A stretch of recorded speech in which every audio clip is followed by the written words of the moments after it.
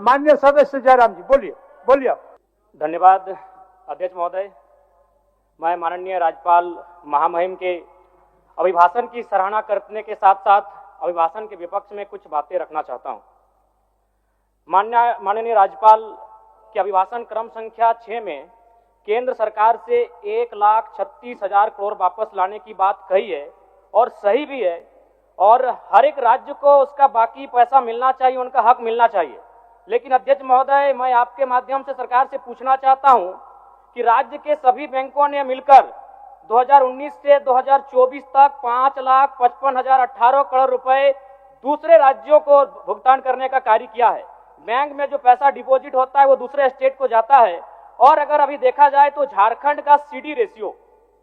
मात्र 36% है, जबकि आप तुलनात्मक अध्ययन करें तो आंध्र प्रदेश का सीडी रेशियो 110 के आसपास होता है, तमिलनाडु का सीडी रेशियो 115 के आसपास होता है।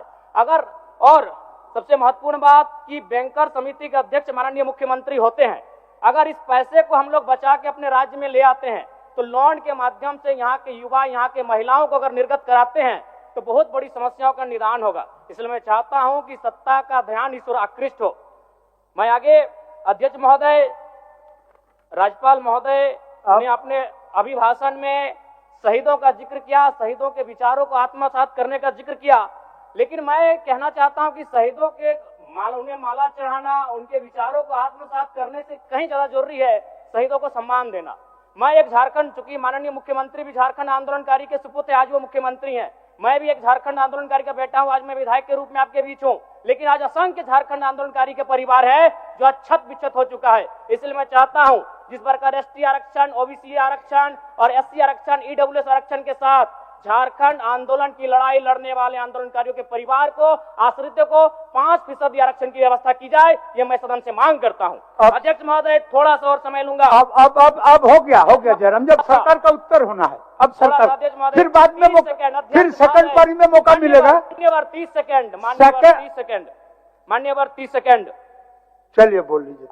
राज्यपाल महोदय के अभिभाषण में इको टूरिज्म डेवलपमेंट कॉर्पोरेशन निर्माण की बात कही है, जो कि सराहनीय है, और मैं चाहता हूं मेरे क्षेत्र में एक पारासनाथ में पुत्री गढ़ी आता है और डेलिया डैम आता है, उनका उस दिशा में भी डेवलपमेंट करने की दिशा में आगे बढ़ा जाए। और सबसे महत्वपूर्ण बात जो झारखंड के नाम में छुपा है, झाड़ और खंड, झाड़ यानी जंगल, खंड यानी जमीन भूभाग, ये एक बहुत बढ़िया संबोधन अभिभाषण रहा महोदय, जिसमें उन्होंने जीएम लैंड की जो रसीद 2017 में रोकी गई थी उसकी रसीद पुनः काटी जाएगी। लेकिन मैं साथ ही साथ यह भी चाहता हूं, क्योंकि झारखंड में जितने भी उद्योग स्थापित हैं, चाहे वो रांची का एचईसी हो, सिल्ली का हिंडाल्को हो, सरकार का उत्तर माननीय मुख्यमंत्री जी, यदि 20-25 वर्षों के बाद उन उद्योगों की जमीन खाली पड़ी है, माननीय मुख्यमंत्री को वापस कराई जाए, मैं आपसे ये मांग करता हूँ। धन्यवाद। सरकार कल्पना मुर्मू सोरेन, माननीय सदस्य श्रीमती कल्पना मुर्मू सोरेन। सर्वप्रथम जोहार माननीय अध्यक्ष महोदय जी, और सर्वप्रथम इस सभा में हम लोगों ने महामहिम राज्यपाल महोदय जी का अभिभाषण सुना, और आज उसी के पक्ष पे सरकार की तरफ से मुझे आपने वक्त दिया अपने कुछ शब्द बोलने के लिए, जिसके लिए मैं आभार प्रकट करना चाहती हूँ। और सर्वप्रथम यहाँ पर मैं आए हमारे चुने हुए सभी पक्ष विपक्ष के साथी सभी को मेरी तरफ से अभिनंदन है, आभार है। और क्योंकि कहीं ना कहीं आप लोगों ने, आपको जनता ने प्यार दिया है, समर्थन दिया है, और आज हम लोग उनका प्रतिनिधित्व करने के लिए आए हैं। और मैं आपको सिर्फ इतना बताना चाहूँगी कि आदरणीय महामहिम जी ने जो अभिभाषण दिया, उन अभिभाषण से ये हमारे सरकार की कार्य करने की शक्ति, उनकी इच्छा शक्ति, जिस तरीके से वो राज्य को अपनी सरकार से और अपने योजनाओं के तहत उनको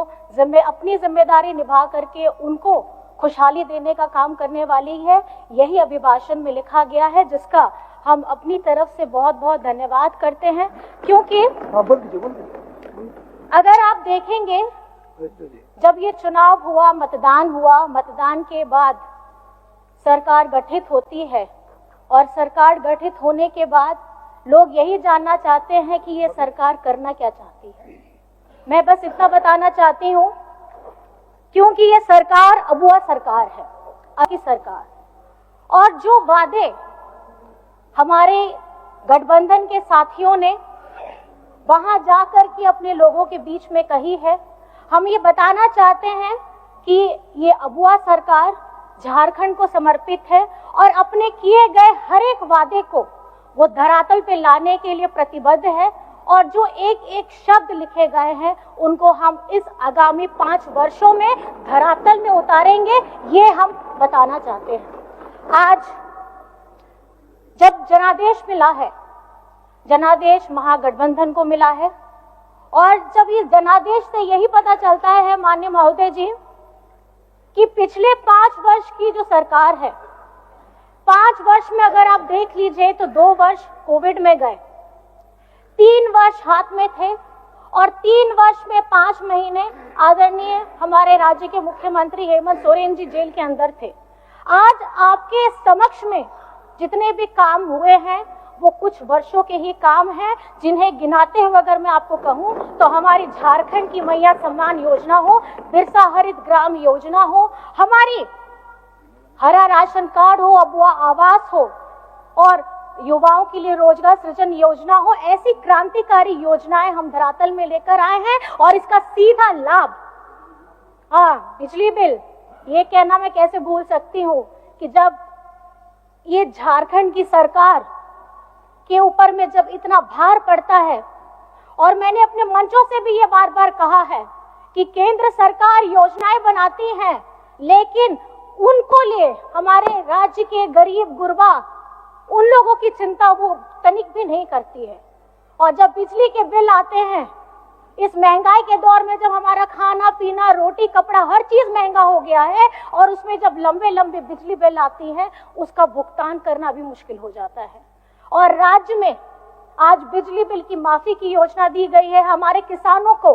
2-2 लाख का ऋण माफ किया गया है। ये संवेदनशील सरकार है, ये महागठबंधन की सरकार है जो राज्य के लोगों के लिए काम करना चाहती है और उनके दुखों में उनके साथ हमेशा खड़े रहना चाहती है। आदरणीय महोदय, ये झारखंड है, अभी हाल ही में हम लोगों ने 24 वर्ष पूरे किए हैं। इस युवा झारखंड में,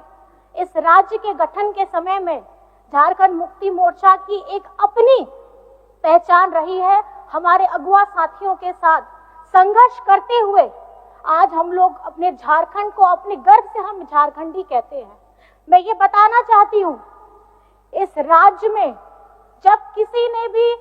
इस राज्य का नाम भी नहीं सोचा था, ये उपज है झारखंड मुक्ति मोर्चा की और आज आदरणीय दिशमगुरु शिबू सोरेन जी के नेतृत्व में हम एक झारखंड बनाने का सपना भी पूरा किए हैं। और आज झारखंड में महागठबंधन की सरकार के 5 साल पूरे होने के बाद ये झारखंड में पहली बार है कि दोबारा महागठबंधन की सरकार आई है, क्योंकि ये राज्य की अगुआ सरकार है। और जो सपना दिशमगुरु शिबू सोरेन जी ने देखा है, सोना झारखंड का सपना, वो आज हमारे नेता आदरणीय हेमंत सोरेन जी के नेतृत्व में हम ये सपना को पूरा करने जा रहे हैं। चाहे वो शिक्षा का क्षेत्र हो, रोजगार का क्षेत्र हो, हमारे उद्योग हो, हमारे बहनों का मान सम्मान हो या हमारे पर्यटन का बात हो। आज झारखंड में अगर आप घूमना चाहते हैं, मैं बताना चाहूंगी कि पर्यटन के लिए बहुत सारे काम करने की जरूरत है। जब आप लोग भी कहीं बाहर जाते होंगे, आप भी देखते होंगे, आपको दिखाया जाता है कि देखिए ये यहाँ पे बड़े बड़े वाटरफॉल हैं, लेकिन आप कहीं ना कहीं खुद जानते हैं कि झारखंड में और खास करके अगर आप रांची में देखेंगे तो रांची के अगल बगल इतना मनोरम दृश्य है देखने के लिए, जिसको हमें संजोने की जरूरत है और खास करके साफ सफाई का ध्यान रखने की जरूरत है। मैं ये सिर्फ इतना कहना चाहूंगी कि आज ये जो जीत हमें मिली है, जनादेश मिला है आदरणीय महोदय, इसके खास करके 2 कारण हैं। पहला कारण है हमारी जनता का बीजेपी के ऊपर में गुस्सा इसलिए क्योंकि 2019 में जब जनादेश हमारी गठबंधन सरकार को मिला, इन्होंने गिराने का क्या क्या नहीं करतब किया है ये आप लोगों को सबको पता है आदरणीय महोदय। और उसी दौरान में इस साल के प्रारंभ में हमारे राज्य के मुख्यमंत्री को जेल में डालने का काम किया है और षड्यंत्र के तहत में किया है, क्योंकि एक आदिवासी नेता इनसे सहा नहीं जाता है। आदिवासी नेता जरूर है और दूसरी पार्टियों में भी है, मैं सम्मान करती हूँ, लेकिन झारखंड के जनहित मुद्दों को, अब उनकी बातों को, उनके ज्वलंत मुद्दों को अगर गंभीरता के साथ, मजबूती के साथ उठाया है तो आदरणीय हेमंत सोरेन जी ने उठाया है, और जिसका खामियाजा ये हुआ है कि इस साल उनको जेल में भी डाला गया। और ये जनादेश झारखंड की आदिवासी मूलवासियों ने दिया है, और ये जनादेश इसलिए दिया है क्योंकि हर तकलीफ झेलते हुए इस महागठबंधन सरकार ने हमारे राज्य के विकास के लिए काम किया है, और आगे करने का उन्होंने ये बुनियादी विश्वास जताया है कि यही वो सरकार है जो इनके जन मुद्दों को बड़ी गंभीरता के साथ सदन में उठा भी सकती है, और तुरंत अगर कोई योजना आई है तो उस योजना को लागू भी कर सकती है। मैं आप सभी से बस इतना कहना चाहूंगी, क्योंकि जनादेश मिली है, बड़ी जनादेश है, तो जिम्मेदारी भी बहुत बड़ी है, और जिम्मेदारी ये बड़ी है कि किस तरीके से हम अपनी जनता की आशाओं का, उनके सपनों को हम पूरा करेंगे, क्योंकि देखते ही देखते 5 वर्ष कैसे पिछला वाला बीत गया है आप सभी जानते हैं, उसी तरीके से 5 वर्ष फिर बीत जाएगा। बस मैं ये कहना चाहूंगी, जिस तरीके से हम लोग अपने सब एक वादों को, अपने सब एक शब्द को जब कहीं पे बोलते हैं, कहीं पे कहते हैं, हमें ये अपने अंदर में संकल्पित करना होगा कि हम उन हर एक शब्दों को जीवित कैसे करें। अपने क्षेत्र की बात हो, अपने राज्य की बात हो, और आज झारखंड में अगर मैं कहना चाहूंगी कि हमारे झारखंड के साथ इस संघीय ढांचे में भरपूर मेरा विश्वास है, और इस विश्वास के साथ मैं बस ये कहना चाहूंगी, ये देश में हमारे राज्य के मजदूरों का सबसे कम न्यूनतम है दर जो उन्हें मिलता है, ये झारखंड को मिलता है। और खासकर सर मुझे बस थोड़ा सा वक्त दीजिएगा, मैं ज्यादा नहीं कुछ बोलना चाहूंगी। और जब प्रधानमंत्री आवास की बात आती है, उसमें भी जब आवंटन होता है तो हमारे झारखंड को सबसे नीचे रखा जाता है। जब खेलो इंडिया की हमारी बात आती है तो उसमें जो सबसे कम पैसा होता है वो झारखंड को मिलता है। तो ये संघीय ढांचा है जिसमें मेरा पूरा जोर होगा कि हमारी केंद्र सरकार उसी तरीके से झारखंड को देखे, जिस तरीके से गुजरात को देखती है, जिस तरीके से महाराष्ट्र को देखती है, जिस तरीके से छत्तीसगढ़ को देखती है। झारखंड गरीब नहीं है, झारखंड को गरीब बनाया जा रहा है। और मेरा सभी से निवेदन ये रहेगा कि आप पार्टी से बढ़ करके, उठ करके झारखंड के मुद्दों पर अपनी आवाज को बुलंद करेंगे, चाहे आप किसी भी दल से क्यों ना हो। और अंत में सर ये मैं कहना चाहूंगी, बातें बहुत सारी भी है, हमारा राज्य का बकाया 1,36,000 करोड़ हो, हमारे पिछड़ों का 27% का आरक्षण हो, हमारा सरना आदिवासी धर्म कोड हो, हमारा खतियान आधारित स्थानीय नीति हो, हमारी हो भाषा, कुड़ुक भाषा, हमारी जितनी भी जनजातीय भाषा है उन सभी को हमको पहचान देनी है। और उसके साथ में जिस तरीके से हम लोगों ने, मुंडारी भाषा भी है, हमारी बहुत सारी भाषाएं हैं, मैं चाहती हूँ क्योंकि ये संस्कृति हम आदिवासी समाज से आते हैं और पूरे गर्व के साथ कहते हैं कि ये हमारी पहचान है, चाहे हमारी संस्कृति, हमारी भाषा, हमारी बोली, हमारे खान पान, हमारे रहने सहने का तरीका हो, हम ये झारखंड राज्य है सर। और मैं ये कहना चाहूंगी कि जब गर्व से हम अपनी भाषा का सम्मान करते हैं, हम अपने रहन सहन को बोलते हैं, तो हम झारखंडी होने का भी गर्व पाते हैं। और आज जिस तरीके से हमारे झारखंड में महिला शक्ति ने अपना प्यार, सम्मान, अपना आशीर्वाद दोनों हाथ उठा करके इस महागठबंधन सरकार को दिया है, मैं आज इस सदन के मन से मैं यही कहना चाहूंगी, उन सभी मतदाताओं को बहुत बहुत धन्यवाद करना चाहूंगी। और उन सभी माताओं को जो आज घर में बैठ करके सिर्फ ये नहीं देखती कि सरकार किसकी बन रही है, बल्कि घर से बाहर निकल के बूथ में बटन दबा के ये बताती है और अपना राजनीतिक ढंग, उनको राजनीतिक नेता कैसा चाहिए, वो ये बताने का प्रयास करती है। दो शब्द है कि जब है नारी में शक्ति सारी, जब नारी में है सब शक्ति सारी,